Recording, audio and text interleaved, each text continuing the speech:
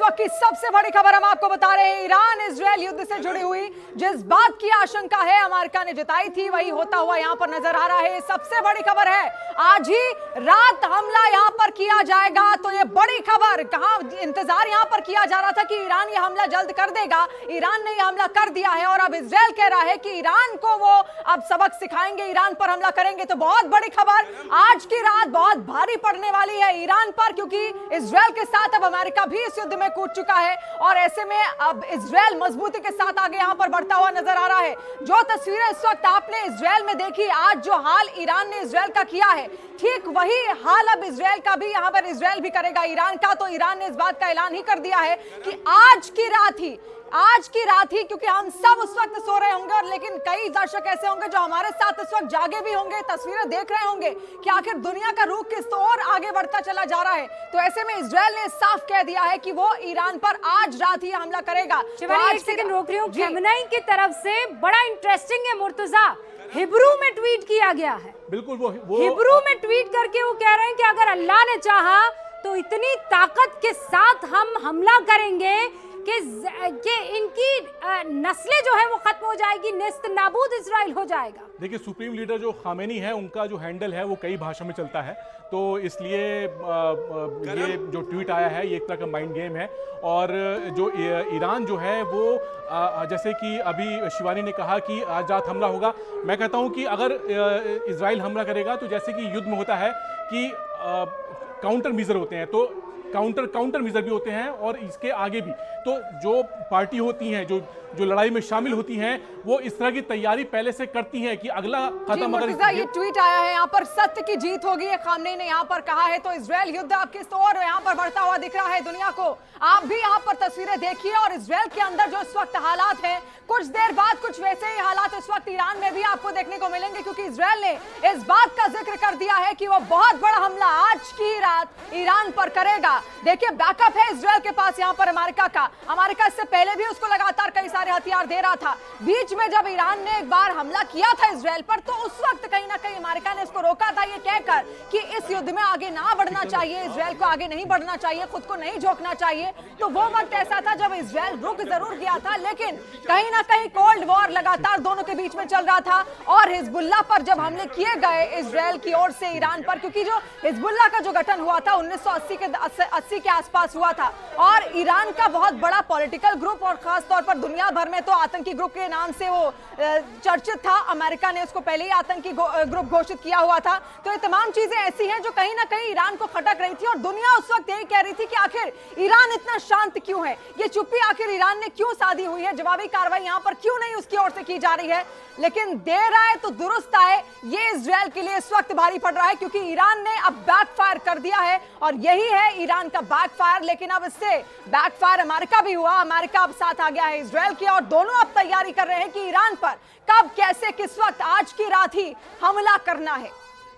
एक और बड़ी खबर आपको बता देना चाहती हूँ, ईरान ने यह कह दिया है कि नसरल्लाह के मौत का बदला हमने ले लिया है, लेकिन यह बदला अब और भयानक रूप लेगा, क्योंकि इजरायल यहाँ पर रुकने वाला नहीं है। इजरायल ने कह दिया है कि आज रात वो फुल फोर्स के साथ अटैक करने वाला है। सुपरसोनिक मिसाइल्स उसकी रेडी हो चुकी है।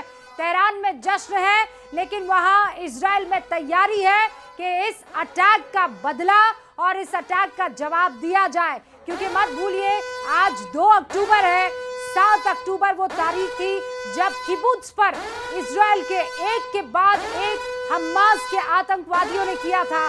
दूसरी तरफ यहाँ हिजबुल्लाह की तरफ से एक मोर्चा खोला गया, इजरायल ने वहां धावा बोला। देखिए, यूएन सिक्योरिटी काउंसिल जब दोनों में ये झगड़ा बहुत चरम पर पहुंच गया था, साल था 2005, और तब यूएन की तरफ से एक प्रस्ताव पारित किया गया था और उस प्रस्ताव में यह था कि हिजबुल्लाह को एक इलाके में सीमित कर दिया गया था। इजरायल ने कहा कि ये किसी कीमत पर अगर आगे बढ़ता है तो मैं अपने मुल्क को बचाने के लिए किसी भी हद तक जाऊंगा, और उस प्रस्ताव को हिजबुल्लाह ने नहीं माना, ईरान ने नहीं माना, और इसीलिए जब नसरल्लाह की मौत की खबर ने पूरी दुनिया को चौंका दिया तो ईरान ने बदला लेने की ठानी।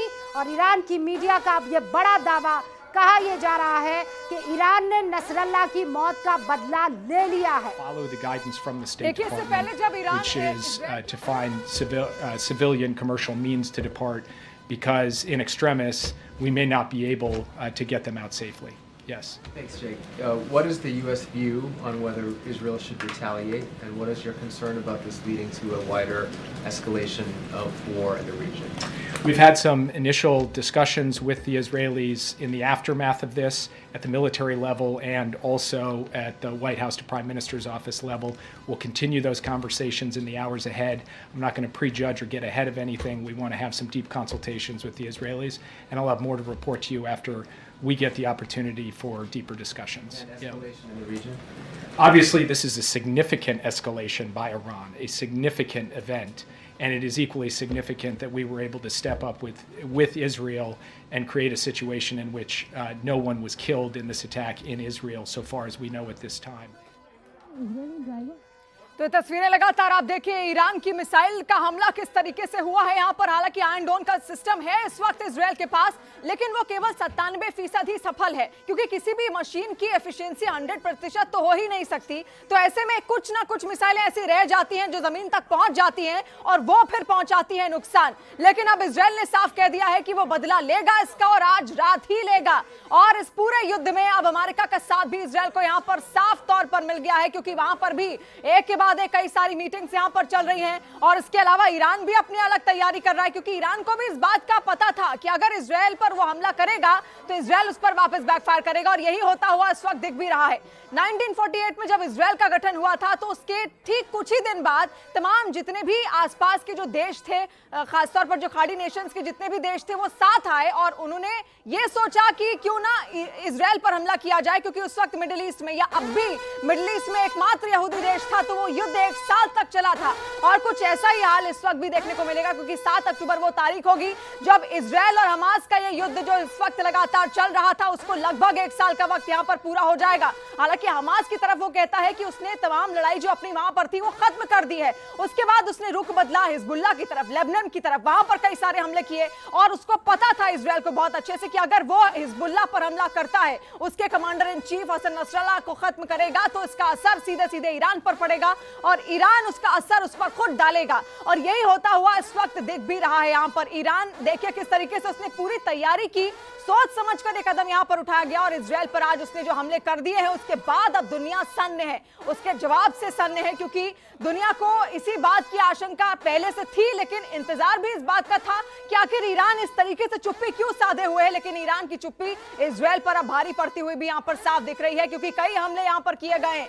ये 100 नहीं बल्कि 500 नहीं, 1000-1500 मिसाइलें थी जिनके जरिए यहाँ पर हमला किया गया था ईरान की ओर से इजराइल पर, और तस्वीरें भी हम आपको दिखा रहे हैं। इसके अलावा जो ईरान की राजधानी है तेहरान, वहां पर जश्न मनाया जा रहा है इस बात का कि ईरान ने कदम उठाया और इजराइल पर यह हमले किए हैं।